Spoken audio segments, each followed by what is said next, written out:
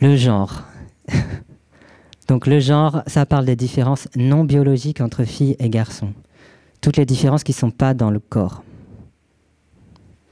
Aujourd'hui, ça sert surtout à montrer les inégalités qu'il y a entre filles et garçons, voire les rapports de pouvoir qu'il y a généralement des garçons sur les filles.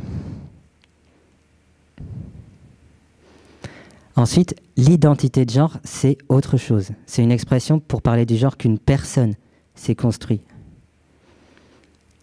Le genre, en fait, ça parle des groupes, et l'identité de genre, ça parle des personnes. Et donc être trans, c'est juste être d'une autre identité de genre que celle que les médecins ont cochée à notre naissance. Donc par exemple, si je dis homme trans, je suis un homme, mais je suis trans parce que c'est pas garçon que les médecins ont coché à ma naissance.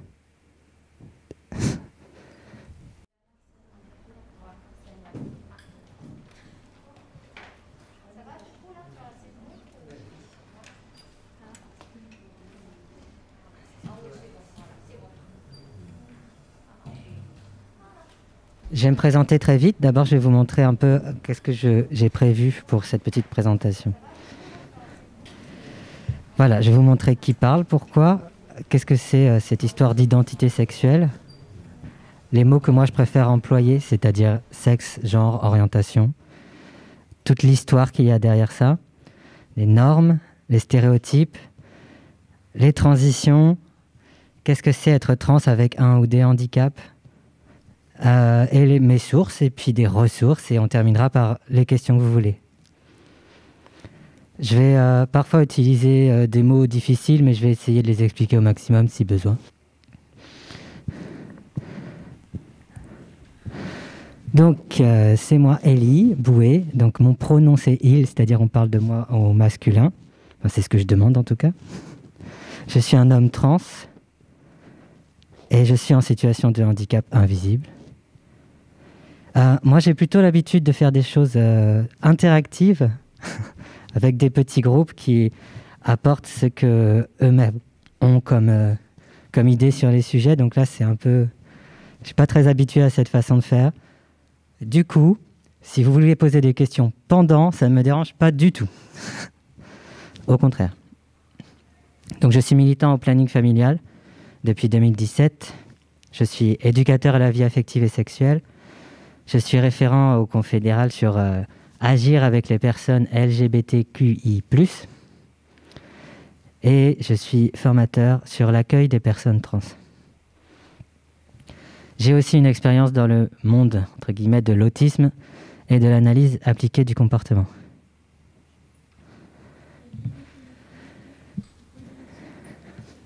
Oui. Donc, lesbienne, gay, bi, ça, en général, les gens connaissent. Trans. Pardon. Ensuite, on peut dire soit queer, soit en questionnement. Ça dépend des gens. Ensuite, intersexe.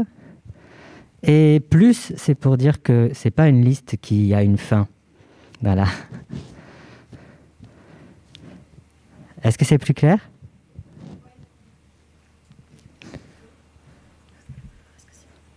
D'accord. Est-ce qu'on peut passer pour une question ? Bien sûr. Donc j'ai l'autorisation officielle d'enlever le masque. C'est juste pour une question un peu de culture G, mais c'est quoi la différence entre intersexe et transsexuel ? Oui, en fait, c'est une question qu'on me pose souvent et que je ne comprends jamais, parce que pour moi, c'est vraiment deux choses complètement différentes. Et on va y venir. Du coup, être trans, c'est plutôt une question d'identité, de comment on construit son genre, et être intersexe, c'est quelque chose d'inné et de biologique, et du regard médical sur cet inné et ce biologique. On va y venir du coup.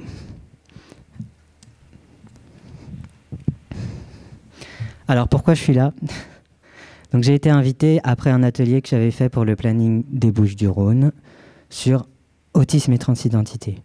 Plus généralement, j'ai été invité parce que il n'y a pas assez d'informations, pas assez de discussions à l'intersection handicap et LGBTQIA+.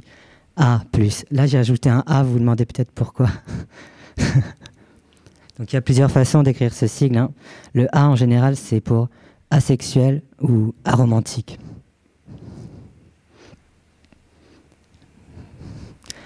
Donc on y reviendra si besoin. Je suis là aussi parce que du coup, du fait de ce manque d'information, de discussion, il y a concrètement peu d'accès aux droits pour les personnes concernées. Ou, pour le dire différemment, il y a peu d'application des devoirs de la société. C'est-à-dire que les personnes qui sont autour, ou même les administrations qui sont autour, ne font pas ce qu'elles devraient faire pour le bien ou simplement pour le respect de ces personnes. Alors, identité sexuelle. C'est pas du tout un mot que moi j'utilise, mais je trouvais intéressant qu'on m'ait invité en me demandant de faire quelque chose là-dessus. Donc ça vient surtout de la psychanalyse. Ça mélange qui on est, qui on désire. Mais moi je trouve que c'est pas du tout la même chose quand même. Donc il y a d'autres mots qui existent pour en parler. Ils sont presque tout le temps pas bien compris, pas bien connus, confondus, même par des gens, j'ai marqué très savants, même par des gens très cultivés, même par des gens très diplômés. Tout ça, ça semble toujours très compliqué. Bon, moi, je vais catégoriser en sexe, genre, orientation. Je vais expliquer ce que je veux dire. Donc, sexe. On dit qu'il existe deux sexes. Un féminin, avec vulve, en général des seins, des chromosomes XX, un utérus qui a des règles, etc. Et un masculin avec un pénis, des testicules, des poils au visage, les chromosomes XY. Et c'est vrai que la plupart du temps, c'est le cas. Mais dans la réalité, c'est quand même plus complexe que ça. Et on préfère faire comme si c'était simple. Comme ça arrive souvent, on en fait une règle,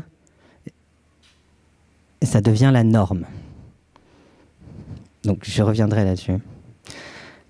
Bref, quand un bébé naît, on regarde, juste vite fait, hein, on voit s'il a une vulve ou un pénis. S'il a une vulve, on dit que c'est une fille. S'il a un pénis, on dit que c'est un garçon. On est d'accord là-dessus? Alors, intersexe. Parfois, soit la forme des organes génitaux, soit les taux d'hormones, soit les chromosomes sexuels, ne rentrent pas dans les normes actuelles de sexe. Elles ne rentrent pas dans nos cases pour que ça soit clairement féminin ou clairement masculin.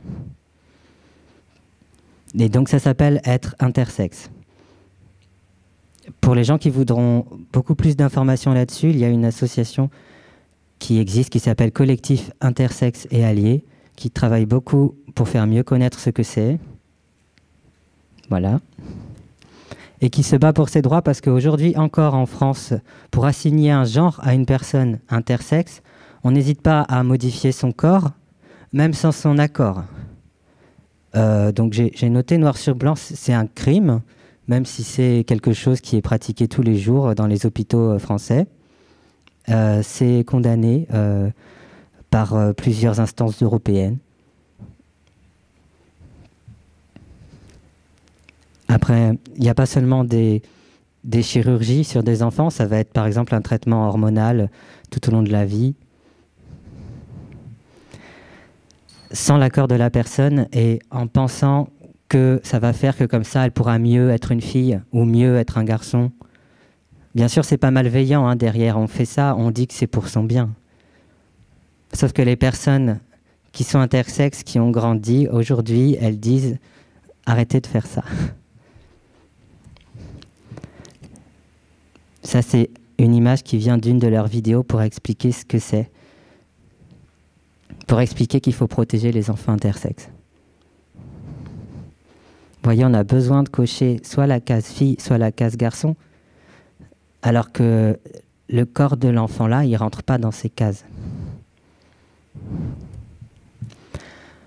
Le genre. Donc le genre, ça parle des différences non biologiques entre filles et garçons. toutes les différences qui ne sont pas dans le corps.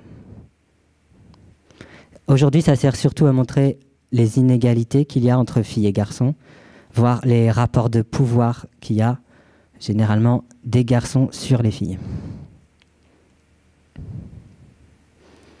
Ensuite, l'identité de genre, c'est autre chose. C'est une expression pour parler du genre qu'une personne s'est construite. Le genre, en fait, ça parle des groupes, et l'identité de genre, ça parle des personnes. Et donc être trans, c'est juste être d'une autre identité de genre que celle que les médecins ont cochée à notre naissance. Donc par exemple, si je dis homme trans, je suis un homme, mais je suis trans parce que c'est pas garçon que les médecins ont coché à ma naissance. N'hésitez pas à me couper si c'est pas clair. Ensuite, l'orientation. Donc l'orientation, ça parle de ce qui nous attire, des gens qu'on désire. Alors là, j'ai mis un mot très compliqué, mais on peut dire qu'on vit en hétéronorme. Donc, on vit là, dans un monde où on va croire que la personne en face de nous, elle est forcément hétéro, jusqu'à ce qu'on nous prouve le contraire. On va toujours supposer que les gens sont hétéros.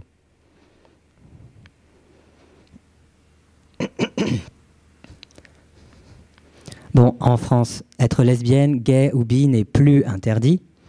Ça l'a été, hein, au cas où. Aujourd'hui, on a même le mariage qu'on dit pour tous. Je dis qu'on dit parce que concrètement, c'est pas tout le monde qui peut se marier sans perdre des allocations, par exemple. Et on a aussi depuis peu la PMA dite pour toutes. Et en vrai, on l'a interdit aux personnes trans, la PMA. Donc c'est pas pour toutes. Voilà, vous sentez la colère. Donc malgré ces progrès, il reste des normes qui sont en France et ailleurs. Hein. On peut dire que la norme hétéro, elle-même, elle s'appuie sur des normes de sexe et des normes de genre. Donc par exemple, comment je fais pour dire mon orientation si je suis ni un homme ni une femme? Je peux pas dire que je suis hétéro, ça voudrait dire quoi? Bon. Comment je fais si je ressens d'attirance pour personne? Tout à fait. J'ai entendu asexuel. Asexuel, oui. Mais c'est pas un mot qui est très connu. C'est pas un mot qui est encore entré dans le langage commun. Ça reste un mot qui est considéré comme communautaire. Alors qu'avoir des mots exprès pour ça, ça montre que oui, ça peut exister, que c'est OK. Ça montre que non, je ne suis pas seul au monde et différent de tous les autres. C'est pour ça, entre autres, que c'est important d'avoir des mots pour ça. De les connaître et de les faire connaître. Donc là, j'ai mis, ce n'est pas une quête identitaire individualiste, c'est pas pour chercher de l'attention qu'on utilise des mots comme ça. C'est au contraire un besoin de communauté quand on en est exclu par défaut. C'est-à-dire le besoin d'appartenir à un groupe.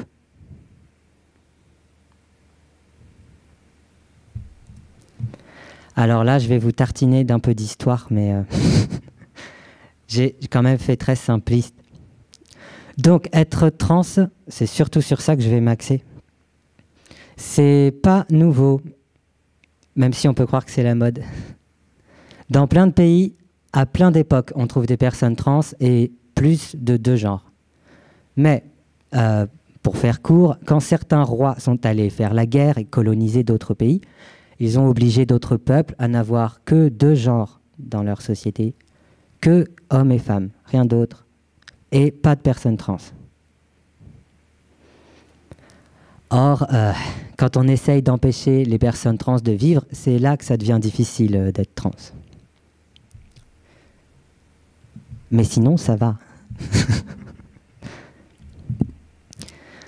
Alors, il y a très longtemps, en 1918, un médecin allemand, Dr. Hirschfeld, je ne parle pas allemand, a créé une première organisation internationale LGBT+, ou LGBT, on pourrait dire. Donc il avait un certain point de vue, il était influencé à l'époque par les théories psychanalytiques, il confondait le genre et l'orientation, c'est-à-dire il confondait qui on est par qui on est attiré, et il pensait même qu'être homosexuel, c'était un handicap. Mais il a quand même beaucoup aidé. Et c'est dans son institut, en 1930, qu'il y a eu la première opération chirurgicale connue d'une femme trans. C'est-à-dire, c'est là où il travaillait qu'on a changé le sexe d'une personne, pour la première fois. Il y a aussi eu des hormonothérapies, c'est-à-dire on donne des hormones, par exemple de la testostérone à des personnes qui n'en produisent pas, ou des œstrogènes à des personnes qui n'en produisent pas. Peut-être j'y reviendrai.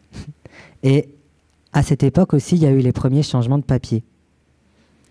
C'est-à-dire on pouvait aller faire changer sa carte d'identité, dire bah oui, j'ai un pénis, les médecins ont dit que j'étais un garçon, mais moi je me sens femme, je vais changer mes papiers, je vais marquer mon prénom de femme, je vais marquer sexe femme.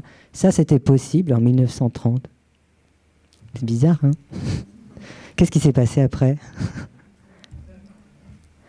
Alors, en 1931, Dr. Hirschfeld fait des conférences aux États-Unis et ne rentre pas chez lui où il est menacé de mort parce qu'il est juif et homosexuel. En 1933, les nazis attaquent son institut, brûlent ses livres. Ça fait partie des premiers livres brûlés. La police déporte les personnes trans et même l'Institut de médecine forensique allemand dit clairement qu'il faut exterminer les personnes trans. Bon. Donc ça a un peu effacé les quelques avancées. Et même après la défaite des nazis, être homo ou être trans, c'est resté interdit dans la plupart des pays. Là, je vais faire un bond dans le temps. On se retrouve dans les années 60 aux États-Unis. Il était interdit de servir des verres d'alcool aux personnes homosexuelles. Il était interdit de danser entre hommes. Et il était interdit de se travestir, c'est-à-dire pour un homme de porter une robe, et même pour une femme de porter des pantalons, selon le milieu. La police allait souvent dans les bars pour punir. Je dis ça le plus simplement du monde, hein. C'était vraiment la police venait et frappait les gens parce qu'ils étaient homosexuels ou trans. Voilà. En France, la police faisait la même chose, alors que ce n'était pas en soi criminalisé à ce moment-là. Mais on disait que c'était pour outrage ou attentat à la pudeur. Donc, en 1969, après un de ces raids de la police dans un de ces bars qui s'appelait le Stonewall Inn à New York, donc des personnes trans, aussi des personnes racisées, des personnes travailleuses du sexe, et souvent les trois à la fois, ont fait des émeutes. Il y avait aussi des personnes gays, des personnes lesbiennes dedans. L'anniversaire de ces émeutes de Stonewall est devenu la première Gay Pride.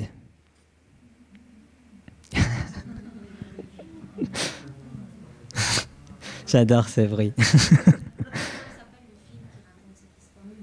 Ben, c'est pas Stonewall. Non.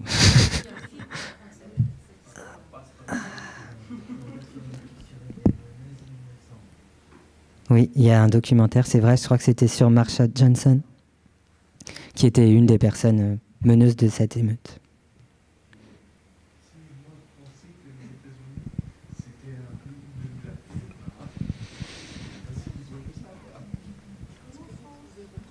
Ah oui, d'accord. Voilà. Peut-être enlever le masque. Oui, c'était pour dire qu'en fait, que moi je pensais que les États-Unis étaient un pays libre.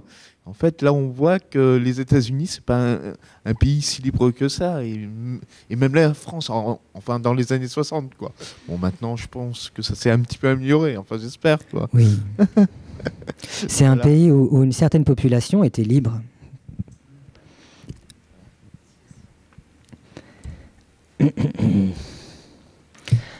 Donc, des groupes LGBT+, et des féministes se sont battus pendant des années pour leurs droits. Et certains avaient plus de pouvoir que d'autres, et on y vient, c'était surtout des hommes, surtout des blancs, surtout des riches. Et des valides, on pouvait le dire aussi. Et donc, suite à leur combat, l'homosexualité a été retirée de la liste des maladies mentales, c'est-à-dire du DSM par l'OMS, le 17 mai 90. Non, c'est pas vieux. Et le 17 mai, c'est devenu la journée internationale de lutte contre l'homophobie, et puis c'est ajouté contre la biphobie, contre la transphobie, etc. Bon, alors la transidentité, elle y est encore concrètement dans la liste des maladies mentales. C'est-à-dire qu'on l'a retirée, mais on l'a changé de nom, enfin c'est compliqué. Et beaucoup de gens réfléchissent à changer ça. Comment est-ce qu'on pourrait le changer, ça?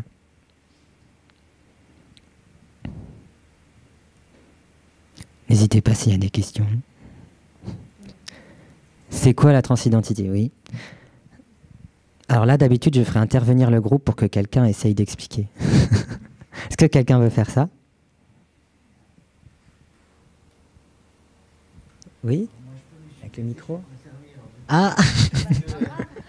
C'est peut-être un peu biaisé du coup. C'est pas biaisé, au contraire. C'est situé. Voilà. Je vais peut-être enlever le masque.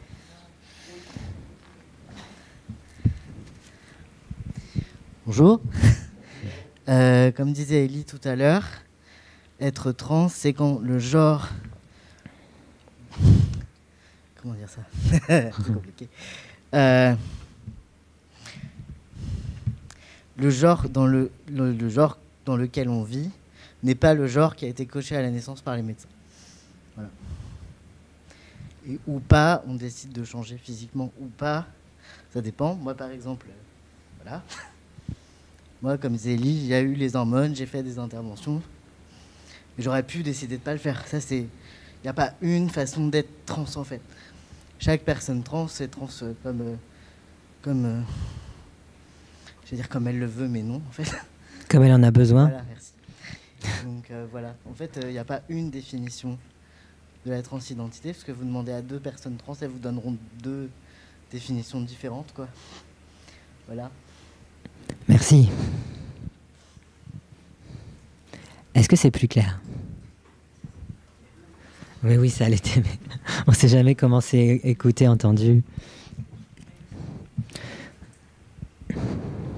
Bonjour, du coup. Bonjour. Et moi, j'ai discuté avec plusieurs personnes et il y avait une différence entre transgenre et transidentité. Et de ce qu'on m'a expliqué, c'est que transidentité, c'était ce qu'on ressent et que transgenre, c'était ce qu'on est. Et du coup, je voulais savoir votre avis à vous, parce que c'est vrai qu'après, ça reste super subjectif, mais du coup, votre avis à vous sur ce vocabulaire-là? Là-dessus, je trouve ça assez simple de répondre de façon assez consensuelle. C'est juste la transidentité, c'est ce que c'est d'être trans. Comme on dit l'homosexualité, on ne va pas dire « je suis homosexualité ». Bon, et quand on dit « je suis transgenre », effectivement, ça va être un adjectif, comme « je suis homosexuel ». Après, il y a d'autres mots dont on pourrait discuter davantage, comme le mot transsexuel, qui est un mot qui est maintenant considéré comme une insulte par beaucoup de personnes trans, puisqu'il est ancré dans une certaine psychiatrisation, qu'en plus ça fait confondre avec des histoires de sexualité, un peu comme le mot identité sexuelle, sur lequel on m'a invité. Donc moi, je préfère dire trans tout court. Mais par contre, je reprends jamais les personnes concernées qui disent qu'elles sont transsexuelles. C'est leur façon à elles de se définir.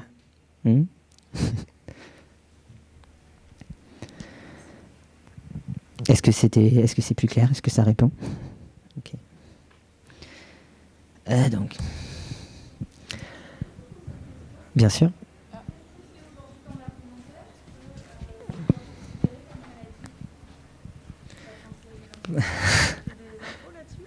C'est une vaste question.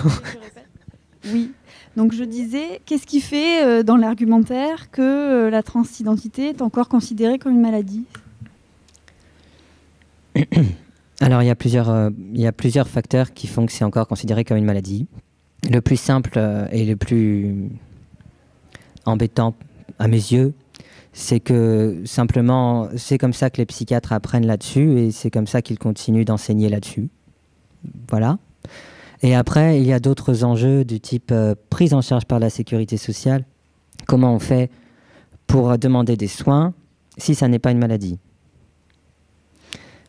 Voilà, bon, m'est avis qu'il y a d'autres choses qui ne sont pas des maladies qui demandent des accompagnements médicaux, comme une grossesse, que ce soit pour un accouchement ou un avortement. Mais voilà, on va dire que c'est un combat qui continue de perdurer.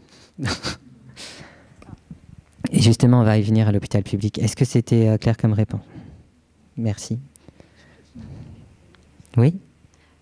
Oui, il y a aussi souvent peut-être les comorbidités associées à être une personne trans aujourd'hui en France. Et du coup, c'est ça qui peut-être aussi médicalise un peu les choses. C'est-à-dire, potentiellement, vu que c'est pas vraiment bien toléré, entre guillemets, dans la société, il y a du rejet, donc de l'isolement, donc probablement des dépressions, de l'anxiété, qui sont... Enfin, je ne fais pas de généralité, mais... Non, mais c'est tout à fait vrai. C'est que vivre de la transphobie, ça nuit à la santé mentale. Oui, voilà. Oui, merci.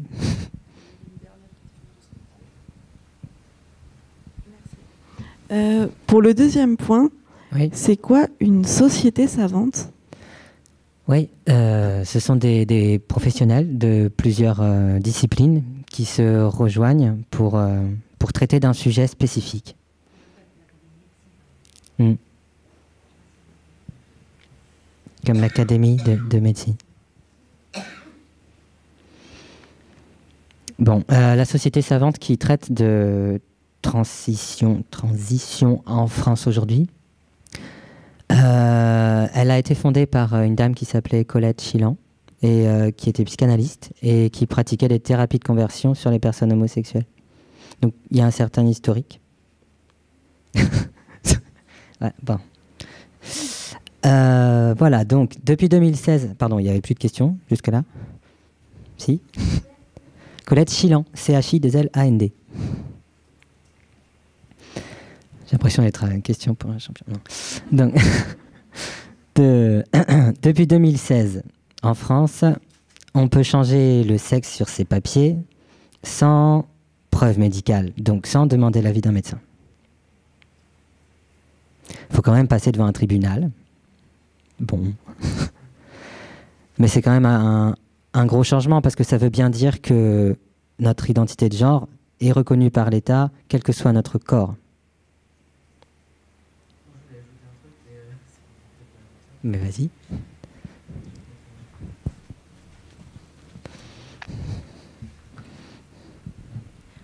C'est juste un ajout.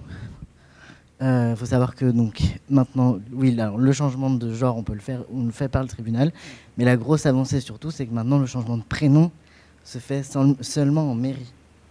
Tout le monde maintenant peut aller dans la mairie de là où il vit en montant un tout petit dossier où il n'y a pas besoin de mettre 10 000 de justificatifs médicaux et autres, et demander un changement de prénom. Et maintenant, la cause, entre guillemets, transidentité est suffisante pour demander un changement de prénom, ce qui n'était pas le cas avant. Merci. Oui, il faut justifier d'un motif. Voilà. C'est pourquoi vous voulez nous faire des papiers, c'est chiant. Voilà, en gros, c'est... Après, concrètement, hein, on retrouve des mairies ou même des tribunaux qui ne sont pas très à jour. Voilà. Qui soit ne savent pas, soit sont de mauvaise foi. Auquel cas, on peut envoyer des assos discuter. Donc, ensuite, pour faire une transition sans avoir de frais à payer, et là je pense surtout à d'éventuelles chirurgies, il faut en général passer par l'hôpital public où la société savante dont je parlais tout à l'heure donc décide de qui peut faire une transition. Et en plus, elle le décide d'une certaine façon qui est aussi considérée comme de la torture par plusieurs associations de droits humains. Donc voilà. Voilà, donc c'est un problème. Les associations trans se battent pour que ce soit les personnes qui décident pour elles-mêmes et pas des psychiatres, aussi bien intentionnés soient-ils. Tu veux qu'on fasse une co-conférence? Non, vas-y, vraiment. Juste un petit ajout. Théoriquement, on peut changer sans avis médical, mais maintenant, dans les faits, pour tout ce qui est accès, il faut quand même la fameuse attestation du psychiatre. Voilà. Or que théoriquement, normalement, on n'en a plus besoin aujourd'hui, mais dans les faits, aucun médecin acceptera de donner un traitement hormonal ou autre sans attestation du psychiatre. Voilà. Oui, on y reviendra tout à l'heure, mais c'est tout à fait vrai. Il existe quelques réseaux alternatifs où on essaye justement de sortir de cette psychiatrie, notamment dans certains plannings familiaux, mais aussi dans des espaces vraiment fondés par et pour des personnes trans et leurs alliés. Voilà. Alors, aujourd'hui en France, bon là oui, on peut dire qu'il devient plus facile de s'affirmer lesbienne, gay ou bi, y compris pour des personnes en situation de handicap. Alors plus facile, ça ne veut pas dire que c'est devenu d'un seul coup très facile. Je pense qu'il y a encore un discours, justement, je parle de normes. Souvent, on dit juste que l'amour, c'est se marier avec quelqu'un du sexe opposé et faire des bébés. C'est ce qu'on entend le plus, parce que c'est ce qu'on raconte le plus. Là, encore une fois, c'est les normes qui sont à l'œuvre.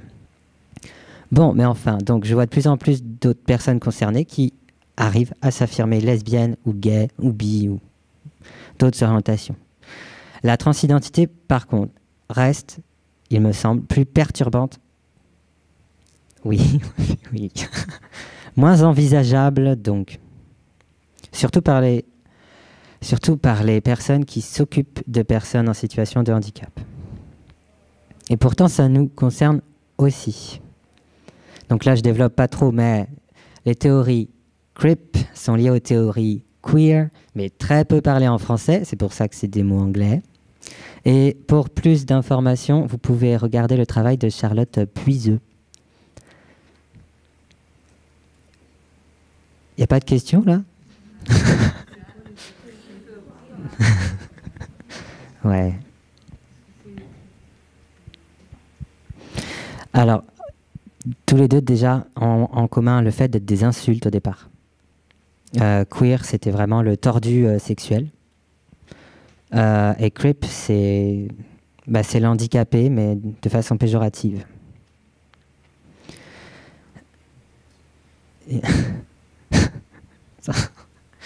Bon, et il y a des mouvements politiques qui se sont formés à partir de là, de se réapproprier ces insultes, de se dire, ben ouais, peut-être que pour toi, je suis un moins que rien, ben moi, je suis fier de qui je suis. Je suis fier de ne pas rentrer dans tes cases, je voudrais même peut-être détruire tes cases, en gros. Hein. Et il y a beaucoup de liens qu'on peut faire, du coup, entre les personnes qui se disent crip et les personnes qui se disent queer. En fait, il y a des combats qui vont de pair, qui vont ensemble. Mais je n'ai qu'une heure, donc voilà. Alors, je voudrais parler un peu des stéréotypes. Les stéréotypes de genre, c'est des croyances et des attentes qu'on a envers les filles et envers les garçons. Et là, je ne parle pas de non-binarité parce qu'on n'a pas de croyances, voilà, parce que ça n'existe pas dans nos têtes en général. Donc, par exemple, on peut dire qu'on va s'attendre d'une fille qu'elle soit douce, gentille, mais émotive. Voilà, vous connaissez le principe. On va attendre d'un garçon qui soit fort, mais aussi il se met vite en colère. Bon enfin, pour exemple. Mais ce sont des règles sociales implicites, donc certaines personnes en situation de handicap, et je pense en particulier aux personnes sur le spectre de l'autisme, peuvent y être moins sensibles, peuvent moins s'y conformer. Parfois c'est tout l'inverse, hein. Quand on a compris quelque chose, on y va à fond. Mais donc, en tout cas, faire des choses qui ne sont pas conformes à ces stéréotypes de genre, ça ne veut absolument pas dire qu'on est trans, d'accord? Parce que je vois très souvent des confusions là-dessus.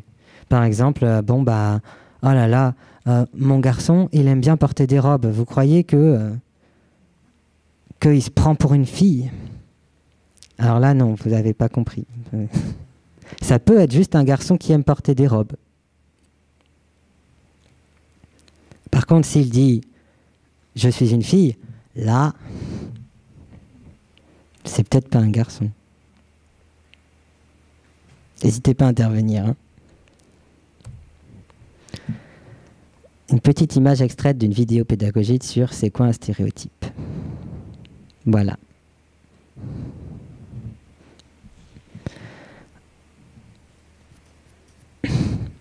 Alors maintenant, c'est quoi les transitions ? Une transition de genre, c'est tout ce qu'une personne trans peut faire pour affirmer son genre. Ce n'est pas forcément une opération chirurgicale.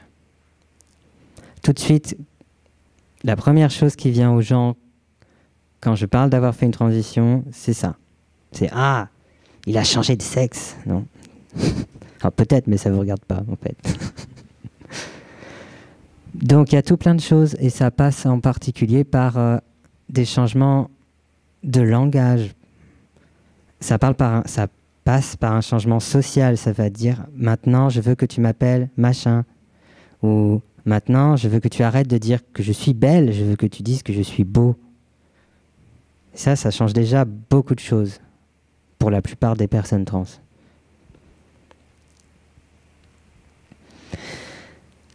Ensuite, il n'existe pas de critères mesurables, il n'existe pas de test pour vérifier l'identité de genre d'une personne. Personne ne peut savoir si, en vrai, vous vous sentez fille, vous vous sentez garçon, vous vous sentez ni l'un ni l'autre. Il n'y a que vous. Voilà, désolé pour ceux qui aiment les tests. Donc, sachant tout cela, les transitions deviennent de moins en moins une affaire de protocole psychiatrique et de plus en plus une question de consentement éclairé.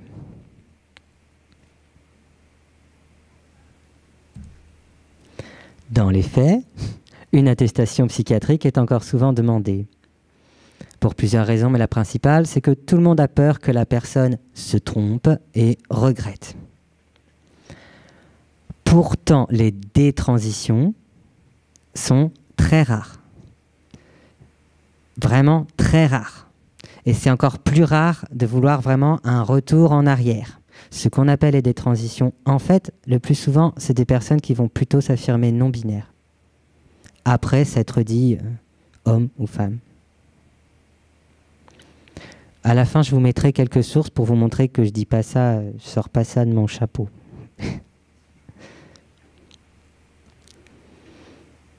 Donc, c'est-à-dire que souvent, on voit que tout le monde a très très peur que la personne se trompe, mais en vrai, c'est en l'empêchant qu'on risque de lui faire du mal.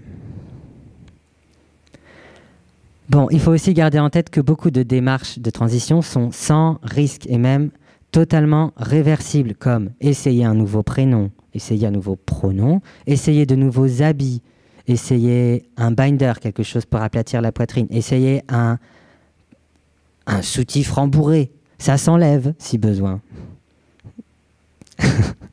Ce n'est pas parce qu'on laisse une personne explorer qu'elle va aller sur le billard le lendemain. Quand je dis sur le billard, je veux dire faire une opération de chirurgie.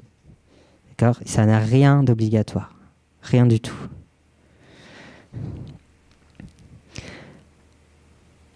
Et même les hormones n'ont pas un impact du jour au lendemain. D'ailleurs, c'est bien dommage. La plupart des personnes concernées aimeraient bien que ça arrive très vite, mais non, ça va prendre des années. Alors, trans et handicap. Beaucoup de personnes trans sont en situation de handicap. Surtout de handicap psychiques ou mentaux. Pas que, évidemment. Mais on voit qu'il y a significativement plus, quand même. Dans différentes études, on a vu qu'une personne trans sur 2 avait un handicap. Bah oui, quand même. Du coup, c'est bizarre qu'on n'en parle jamais. Enfin, je sais pas. Bon, le problème, c'est que faire une transition est beaucoup plus compliqué quand on est considéré vulnérable. Ou quand on est sous tutelle, par exemple. On peut nous la refuser parce qu'on veut nous protéger. Ça, c'est le gros du problème, là. C'est comment on fait pour protéger les gens. Est-ce qu'ils sont sûrs de ce qu'ils veulent, les gens? Et comment on fait, nous, pour être sûrs qu'ils sont sûrs? En fait, pour se sentir bien, on doit avoir la liberté d'explorer et d'affirmer son identité de genre. Et le soutien des proches diminue beaucoup les dépressions et les suicides.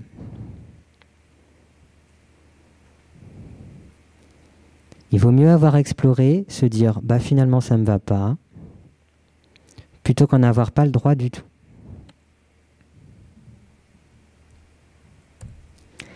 Donc voilà, je ne suis pas chercheur, mais je m'appuie aussi sur des recherches et je pourrais vous envoyer tout ça si vous le souhaitez. Il y a vraiment des liens qui ont été prouvés entre handicap et transidentité, entre autisme et non-conformité de genre. Ça ne veut pas dire que l'un cause l'autre, hein. C'est juste qu'on se rend compte qu'il y en a beaucoup, hein, sur la prévention des dépressions et suicides et sur les détransitions. Bon, j'ai l'impression de vous avoir bombardé d'informations, mais ça tombe bien parce que... alors, il y a beaucoup d'associations de trans qui existent. Elles peuvent faire de l'information à destination vraiment de tout public et ou des groupes de parole. Pareil, hein. Donc j'en ai mis quelques-unes là, il y en a plein d'autres. J'ai mis mes préférés, non, c'est pas vrai. Donc il y a Accept ST, Clarté, donc il y en a à Paris, à Toulouse, à Bordeaux, à Lille, en Bretagne, il y en a partout en France vraiment. Ici aussi, oui, certainement. Et à Marseille, oui. Et il y a même plein de ressources en ligne.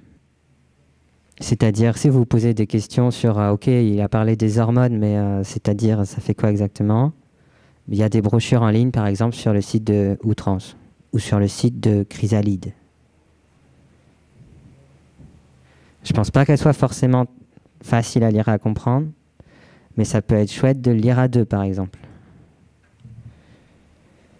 Et vous pouvez aussi écrire à mon groupe de travail du planning, donc je vous mets l'adresse là si vous voulez la noter. C'est fait, très bien. Mais tout le monde n'est pas aussi rapide. Très bien. Et voilà. Je vous ai balancé ça à une vitesse. Donc, vos questions. Oui. La flûte.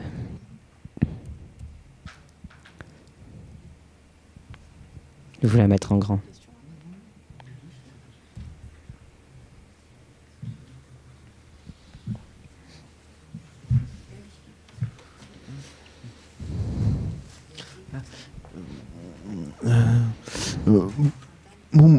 Moi personnellement, c'est vrai que je ne suis pas trans, mais bon, je viens là pour un petit peu découvrir, pour un petit peu m'informer. Et je voulais savoir comment vous considérez les choses. Est-ce que vous pensez qu'il faudrait qu'il y ait vraiment dans les papiers officiels un troisième sexe ou mâle, homme ou femme, ça suffit? Merci, c'est une bonne question.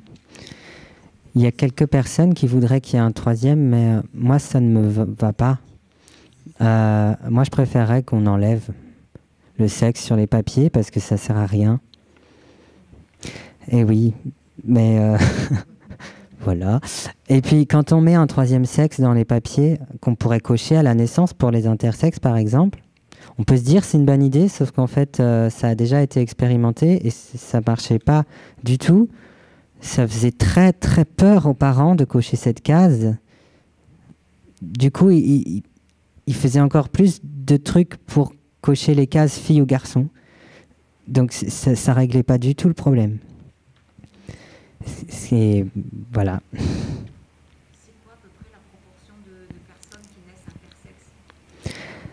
Ça dépend beaucoup des études, mais en gros, c'est de 1,7% à 4%.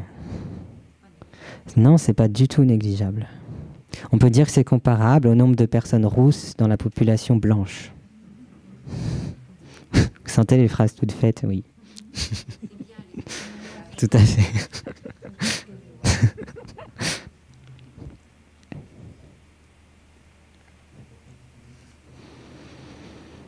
Non, mais c'est vrai, ça peut choquer quand je dis que le sexe, ça sert à rien, mais c'est un fait. Ça servait au temps où on envoyait les hommes à la guerre, et point barre. Enfin, oui.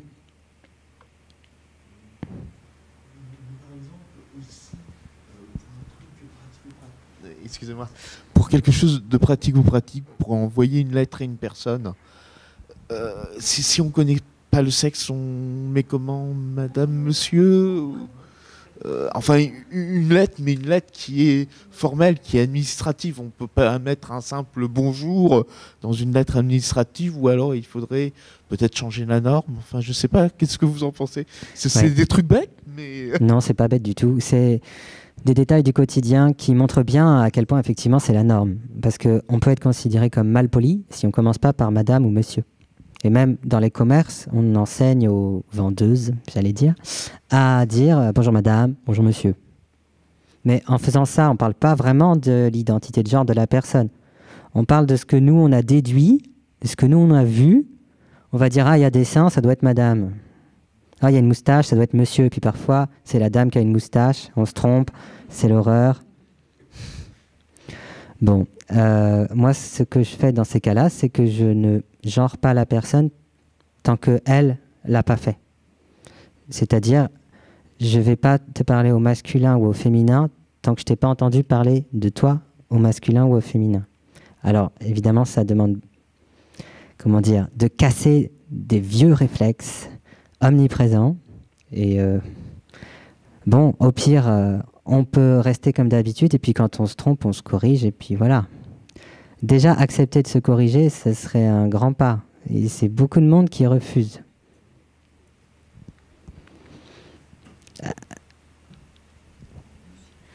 Bonjour, je suis psychologue et du coup, effectivement, y a pas mal de personnes qui se posent ces questions-là. Quels seraient les conseils que vous pourriez nous donner en tant que professionnel pour savoir comment les accompagner justement au mieux? Qu'est-ce qu'on pourrait leur conseiller ou comment soutenir tous les questionnements qu'ils peuvent avoir, vers où les orienter? Merci. Alors ça va dépendre bien évidemment des personnes, mais en gros et en général,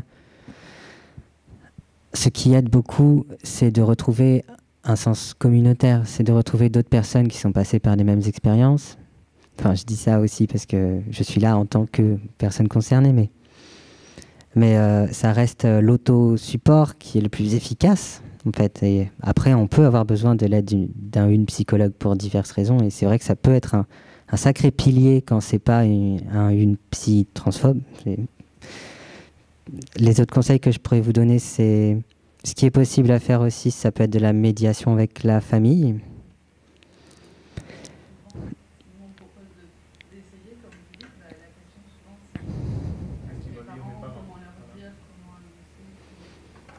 Oui. Et c'est souvent assez, on va dire, ça cause des disputes, souvent parce que les parents le prennent vraiment comme quelque chose d'énorme et de personnel. Et les personnes concernées ne comprennent pas pourquoi les parents en font quelque chose de personnel. Donc oui, de la médiation avec les parents, essayer de peut-être aussi donner accès aux informations des associations, histoire de détruire certains clichés.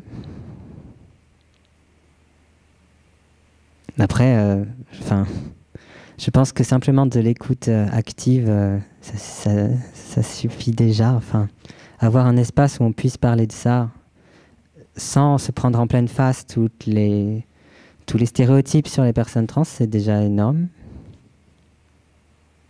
Et être prêt à apprendre de la personne, comme sur toutes les expériences qu'on n'a pas vécues, ou même qu'on a vécues aussi d'ailleurs, je sais pas.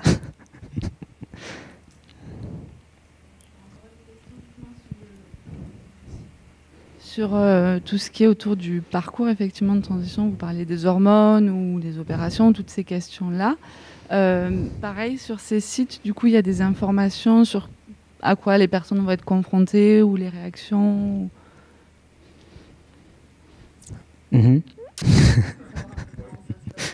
Oui, il y en a. La plus grande difficulté, pour la plupart, c'est de trouver des professionnels qui, effectivement, partent du principe du consentement éclairé et pas du protocole psychiatrique. Donc, des coordonnées se passent dans des groupes en ligne, par exemple, pour essayer de trouver... Et c'est même pas trouver quelqu'un qui comprenne, c'est trouver quelqu'un qui ne mette pas trop de barrières. Donc, puis vous voyez bien qu'en soi, ça prouve bien que ça ne sert à rien d'essayer d'évaluer puisque l'entretien est d'emblée faussé, puisque la personne arrive en disant ce qu'elle pense que le professionnel veut entendre.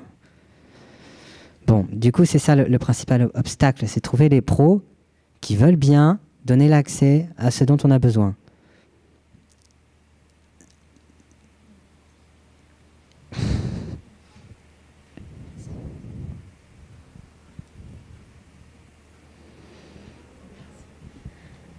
J'ai deux questions aussi. D'abord, quand on est intersexe, la case du coup fille ou garçon est cochée obligatoirement. Mais est-ce que l'opération, enfin, s'il y a besoin d'opération, est-ce qu'on peut grandir comme ça et faire l'opération plus tard et donc choisir entre guillemets ce qu'on ressent, ce qu'on a envie en fait plus tard, ou est-ce qu'on est obligatoirement à la naissance? On fait déjà des opérations ou je sais pas s'il y a des traitements hormonaux ou s'il y a d'autres choses. Merci. Alors, il y a plusieurs questions en une, en effet. Donc non, en soi, les opérations d'un bébé pour le conformer à un sexe n'ont rien d'obligatoire. En théorie, elles devraient être interdites, sauf évidemment urgence vitale. Il n'y a pas de raison de modifier le corps. Voilà. Bon, et donc oui, on peut cocher la case sans rien toucher. Et oui, ça fait partie vraiment des slogans du collectif Intersexe et Alliés, c'est l'urgence d'attendre. Laisser les gens grandir avec leur corps. Et c'est eux qui décideront s'ils souhaitent le changer ou pas. Parce que là, en fait, dans votre façon de formuler la question, vous liez encore le corps et l'identité de genre. Mais la personne, peut-être qu'elle est née avec quelque chose qui ressemble plus à un pénis. Peut-être qu'elle se sent quand même fille. Et peut-être qu'elle n'a pas besoin de changer son truc qui ressemble à un pénis. Ça l'embête pas forcément. C'est des choses distinctes. Souvent, on a besoin de changer aussi quand même, en partie, à cause du regard sur nous. Bon, pas que, hein. C'est qu'à le dire, mais... Et du coup, j'avais une deuxième question. Vous avez dit que vous faisiez des interventions avec des petits groupes, tout ça. Et je voulais savoir par curiosité, est-ce que c'est avec des personnes en situation de handicap ou est-ce que c'est avec... Parce qu'en gros, on est des étudiantes en ergothérapie et on vient ici pour se renseigner parce qu'on va faire un webinaire pour informer justement les étudiants, les futurs professionnels, parce qu'on trouve que l'amour et le handicap, c'est un sujet qui est assez peu développé dans notre formation en tout cas. Et donc, on voulait savoir si toutes ces informations, vous les apportiez à des professionnels plutôt ou à des personnes, uniquement les personnes concernées, les personnes en situation de handicap, ou voilà. Je fais un peu de tout. Non, mais au départ, j'ai surtout fait des accueils individuels de personnes qui voulaient parler de transidentité, quelle qu'elle soit. Et j'accueillais du coup souvent des personnes en questionnement qui étaient en situation de handicap, même si ce n'était pas censé être un lieu spécifique du tout. Et j'ai fait des animations collectives, en fait, dans le cadre des séances d'éducation à la sexualité qui sont censées être dans la loi française dans les établissements scolaires. Et aussi, oui, ensuite j'ai développé des formations pour les professionnels de la santé et de l'éducatif, et du coup dedans il y avait des professionnels qui étaient dans, entre guillemets, le secteur des handicaps.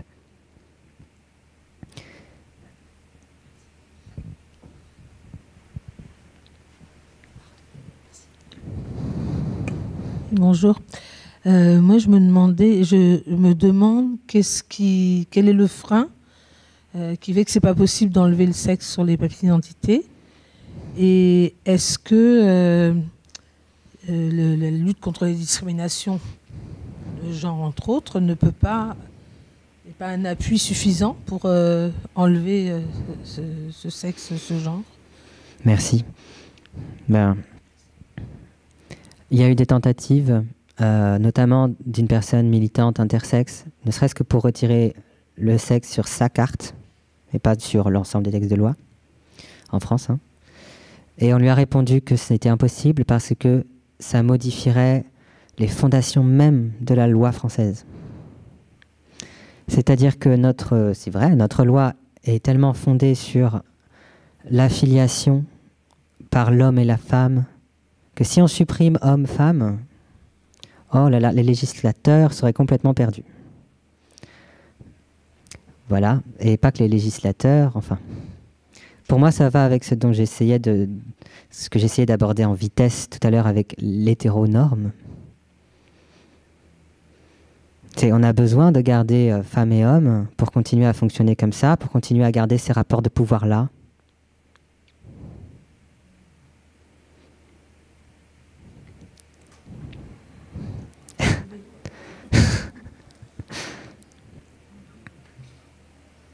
Et d'ailleurs, il y a un courant qui s'appelle le transféminisme, où c'est vraiment des personnes transféministes qui essayent de montrer les liens entre tout ça, entre autres.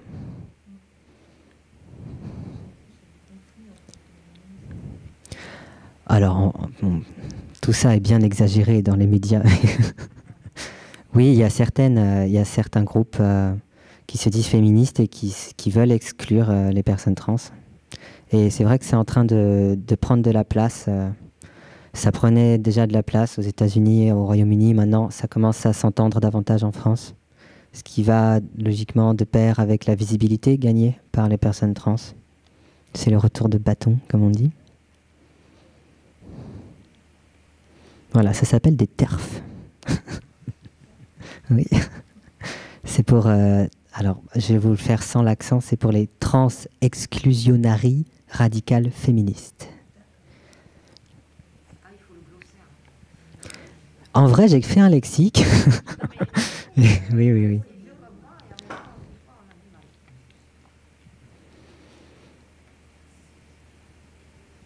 Et oui, c'est pour ça que j'ai parlé des stéréotypes, parce que c'est souvent des personnes qui ne comprennent pas que l'identité de genre, c'est pas la même chose que des stéréotypes.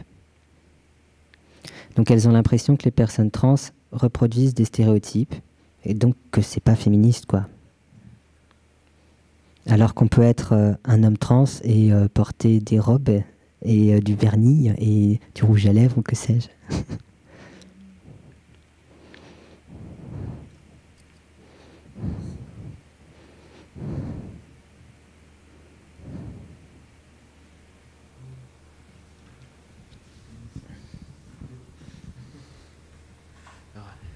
Là, je ne sais pas si je vais poser une question bête ou voilà, mais je me demandais, je veux dire autrement que par l'administratif, comment se considèrent un peu les personnes trans? Est-ce qu'elles se considèrent entre hommes et femmes, ou alors carrément, enfin, qu'il y aurait carrément un troisième sexe, quoi, ou que ce serait totalement différent entre hommes et entre femmes. Enfin, ça vous reste en tête, le troisième sexe, ça. Oui, je sais pas pourquoi, ça me... Il n'y a pas de souci. Ça me reste en tête. Alors, comme disait cette personne tout à l'heure, en fait, il y a autant de façons d'être que de personnes trans. Il y a des personnes trans qui sont très clairement et seulement des hommes. Il y a des personnes trans qui sont juste des femmes. Et puis après, il y a tout le reste qui existe. Il y a des personnes qui se disent non-binaires, par exemple, qui vont se dire soit entre les deux, soit complètement en dehors, soit ni l'un ni l'autre, soit ça change en fonction des jours. Oui, il y a de tout. Ah oui, c'est un monde très ouvert, quoi.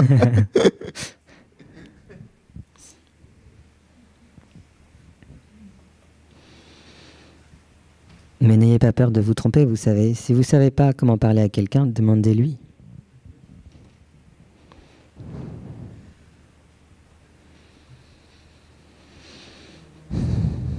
Ben bonjour, c'est quoi ton pronom?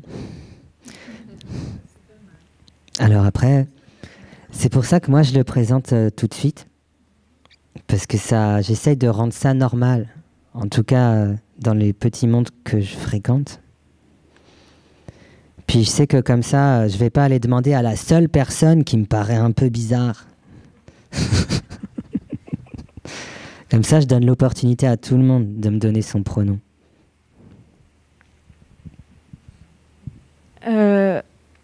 Moi, du coup, en parlant des pronoms, je sais pas trop comment formuler la question, mais vous, de ce que j'ai compris, c'était il, du coup. Oui. Et est-ce que vous avez un avis sur, du coup, le pronom yel, qui, je trouve, en soi, est très bien, mais qui, à la différence de l'anglais, n'est pas dans le langage courant, donc plus compliqué à appliquer qu'en anglais, du coup. Du coup, un peu... Enfin, si vous avez un avis dessus, d'ailleurs, vous en avez peut-être pas, mais... Moi, tout ce que je vois, c'est qu'il y a des gens à qui ça fait du bien de pouvoir avoir ce pronom. Il y en a d'autres qui s'énervent parce qu'ils ne l'ont pas appris à l'école. Je préfère être du côté de ceux à qui ça fait du bien. Voilà.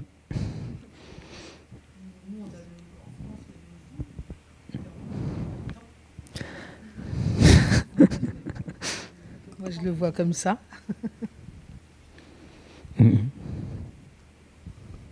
Après, c'est quand même de plus en plus utilisé, le YEL. Alors, je suis certainement très biaisé, parce que...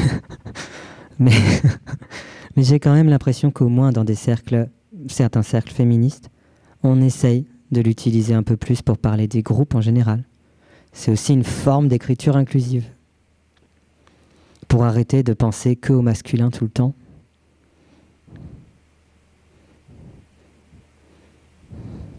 C'est marrant comme ça fait peur, quoi. Moi, je trouve que en fait, ce qui fait beaucoup bouger les choses, c'est de rencontrer les personnes. C'est-à-dire d'avoir une vraie proximité avec quelqu'un, avoir partagé des choses, être, voilà, avoir de l'affection pour quelqu'un qu'on aime. Moi, c'est vrai qu'on discutait, on a beaucoup discuté tout à l'heure. Tout ce qui est trans, c'est quelque chose, voilà, que je maîtrise pas trop et tout. Donc, je sais. Mais après, tout ce qui est les personnes homosexuelles, ben, c'est vrai que j'en ai plein dans mon entourage, donc ça me pose strictement aucun problème. Et je trouve que voilà, c'est pareil en fait, quand on rencontre les gens, eh ben, ça change tout parce que du coup, voilà, on connaît une personne et du coup on sait, il nous explique les problématiques. Donc du coup, quand on rencontre une autre personne trans, on se dit oh peut-être qu'effectivement là, bon ben on va faire attention, on va demander le pronom, on va faire des choses comme ça. Et je crois que c'est aussi par la proximité, en se rencontrant, qu'on avance.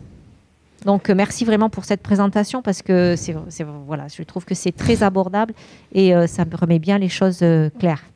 Merci.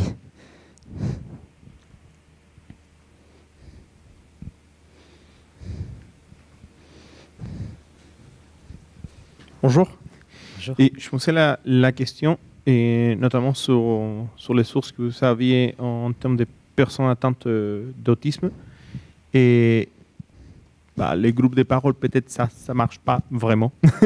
Mais est-ce qu'il y a-t-il des instances de rapproche, peut-être aussi ça, même des groupes de parole, des personnes qui peuvent se rapprocher pour donner une meilleure orientation, pour donner de l'information tacite, claire pour ce type de public? Vous me dites que vous pensez que les groupes de parole, ça peut mal fonctionner pour des personnes autistes. Et est-ce qu'il y a d'autres façons d'avoir plus d'infos? Oui, ou autre. Voilà. Bon, après, ça dépend des personnes, mais je comprends ce que vous voulez dire. Justement, ça dépend oui. en fait, de la personne. Mais est-ce Bien qu'il y sûr. a-t-il d'autres choses à part des groupes de parole? Si la personne tire rien d'un groupe de parole et reste simplement de partager de l'information, et puis juste pour commencer, lui dire que c'est possible. Je ne sais pas si c'est très clair. Je pense comme vous. C'est juste en fait l'accès à l'information. Là, plus ou moins dit, il y a plein en fait d'assauts qui sont de l'info sur Internet, et c'est déjà bien. des lieux physiques. Est-ce que ils sont des lieux physiques, surtout ça? Il y a aussi des aller lieux quelque physiques, part, oui. finalement Il y a plusieurs de ces assos qui ont des permanences. Dans le Bouches-du-Rhône? Dans les Bouches-du-Rhône, ben écoutez, allez au planning. Non, mais sans blague. Sans blague, il y a le planning familial, puis il y a des associations trans. Alors, elles ont peut-être pas spécialement l'habitude de recevoir des personnes autistes, mais c'est peut-être aussi l'occasion pour tisser des liens et pour essayer de développer ce genre de liens de travail ensemble, parce que on sait qu'il y a plein de personnes concernées. Et on continue à faire d'un côté handicap, d'un côté les trucs LGBT. Et nous, on voudrait faire les deux en même temps. Hein? Oui. Il y a une intersection, il y a plein de gens qui existent à cette intersection. Nous on s'est rendu compte. Hein. C'est les cas qu'aujourd'hui, nous, on a. Est-ce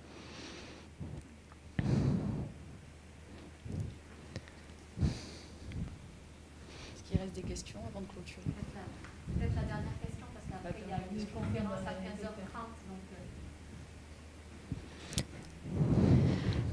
15h30. Par rapport aux personnes autistes, en fait, il y a une association qui a créé un chat en ligne pour les personnes qui ne sont pas à l'aise en présentiel et avec du monde et qui ont envie d'avoir de l'intimité. Et en fait, c'est un chat qui est accessible depuis le site de l'AFA, donc l'Association francophone des femmes autistes, ou via le site commentons'aime.fr. Et donc, il y a de l'information sur la sexualité, pas forcément très précisément sur les personnes trans. Du coup, il y aurait éventuellement un lien et des formations à faire de ce côté-là. Mais en tout cas, pour des personnes autistes qui ont des questions, c'est un site de qualité sur les relations, les violences, les relations sentimentales. Et donc, les écoutantes par écrit sont formées aux spécificités des TSA. Voilà.